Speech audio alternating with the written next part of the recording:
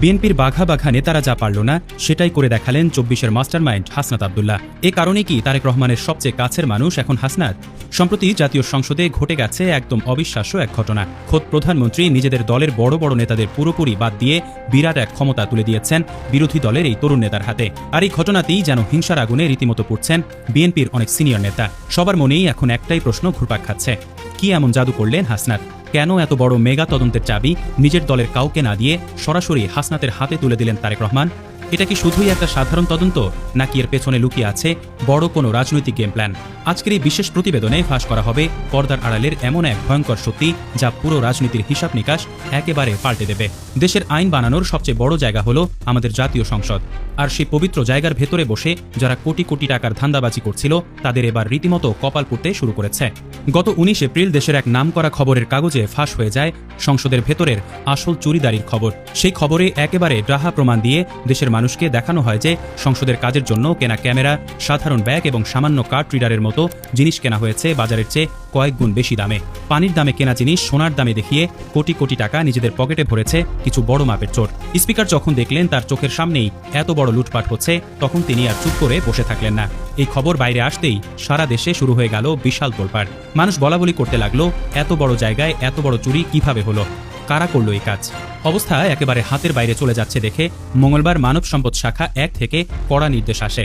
দুর্নীতির এই হাটে হাড়ি ভাঙার জন্য স্পিকারের কথায় তৈরি করা হয় ৫ জনের এক ভয়ঙ্কর শক্তিশালী তদন্ত দল। এই কমিটিকে সময় দেওয়া হয়েছে মাত্র ৭ দিন।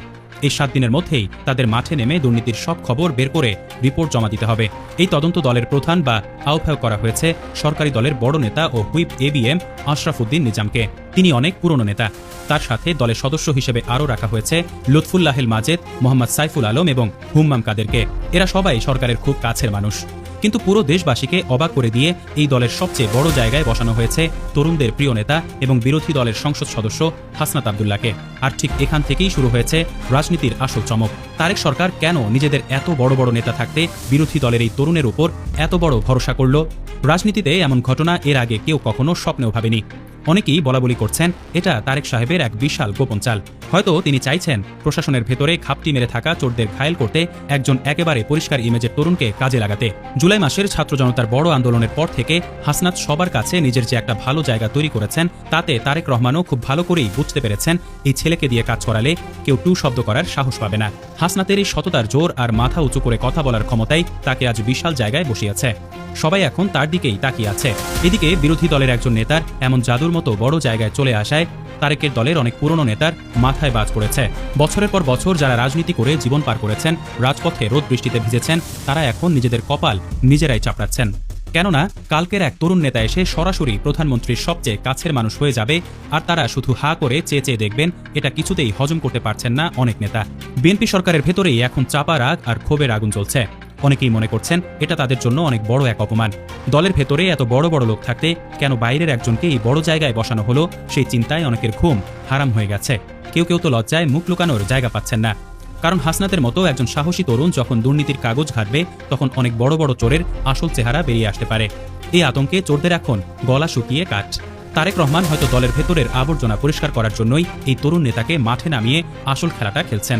আর এতেই পুরনো নেতাদের হিংসায় জ্বলে পুড়ে ছাড়খাড় হওয়ার মতো অবস্থা তৈরি হয়েছে। কে কখন ফেসে যায় সেই ভয়ে অনেকেই এখন কাঁদছেন আর দিশেহারা হয়ে পড়েছেন।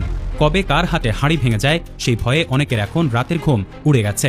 তারা বুঝতে পারছেন না এই নতুন বিপদের হাত থেকে কিভাবে বাঁচবেন। হাসনাতের ভয় এখন তাদের তাড়া করে বেড়াচ্ছে। তারা ভাবতেও পারেননি এমন একটা দিন তাদের দেখতে হবে। যে তরুণকে তারা কিছুদিন আগেও পাত্তা দিতেন না, সেই তরুণ এখন তাদের ভাগ্য ঠিক করবে, এটা ভেবেই তাদের বুক ফেটে যাচ্ছে। তবে সংসদে হাসনাতের এই দাপট শুধু তদন্ত দলের মধ্যেই আটকে নেই। কিছুদিন আগেই তিনি সংসদে দাঁড়িয়ে এমন এক কাণ্ড ঘটিয়েছেন যা দেখে পুরনো নেতাদের চোখ কপালে ওঠার জোগাড়। সংসদে দাঁড়িয়ে তিনি একদম খোলাখুলি সহজ ভাষায় এমপিদের কাজের সুবিধার জন্য সরকারি গাড়ি চেয়ে বসেন।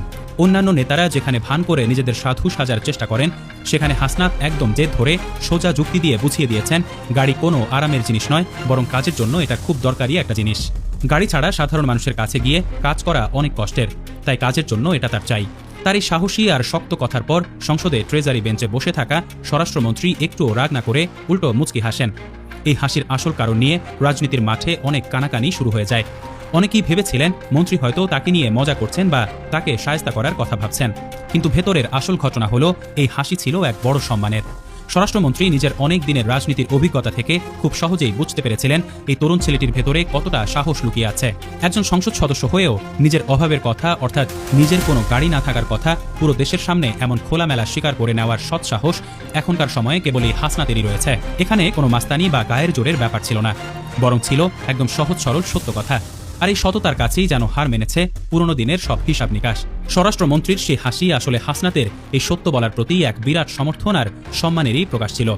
তিনি বুঝতে পেরেছিলেন এই ছেলের সাথে কোনো চালাকি চলবে না, সে যা বলবে মুখের উপর বলবে আর সত্যটাই বলবে। সব মিলিয়ে হাসনাত আব্দুল্লাহ সারা দেশকে আঙুল দিয়ে দেখিয়ে দিয়েছেন বিরোধী দলে বসেও কিভাবে দেশের বড় কাজ আদায় করে নেওয়া যায়। যদি মনে জোর থাকে আর নিজের কাজে সততা থাকে তবে সবাই তাকে সম্মান করতে বাধ্য। বিএনপি সরকার তাকেই বড় তদন্ত দলে রেখে রাজনীতির মাঠে এক বিশাল ভালো খবর দিয়েছে। এটা প্রমাণ করে যে চুরি না করলে সবাই দাম দেয়, কিন্তু রাজনীতির মাঠে কোনো কাজই এমনি এমনি হয় না।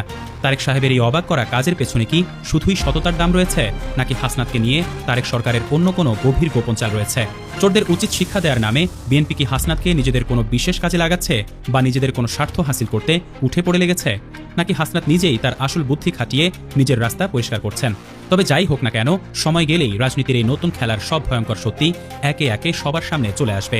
আর সেদিন হয়তো অনেক বড় বড় চোরই কেঁদে কুল পাবে না।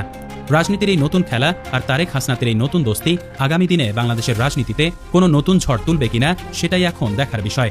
সবার মনেই এখন এই প্রশ্ন।